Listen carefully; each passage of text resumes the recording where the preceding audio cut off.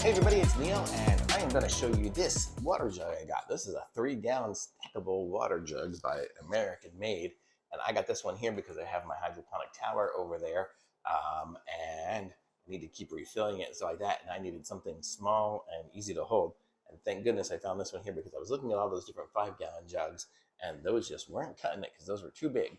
And I have to put in like pH stuff like that. So I got this jug here, and it's like the perfect size because I can easily put in my pH in there, and the cap closes good, so I can shake it up and mix up all my my pH stuff and any nutrients I want to put in there too. So it's kind of cool. And actually, I have a second one.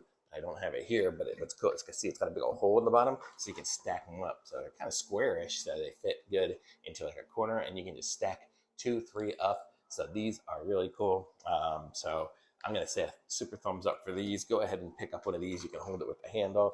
Makes it easy to fill and everything like that. What I use to fill up my water tower is I have a little hose, and I kind of just siphon it down. So very cool. So thumbs up from me. Like this video, subscribe to my channel, and I'll be back with some other reviews soon. Thanks. Bye.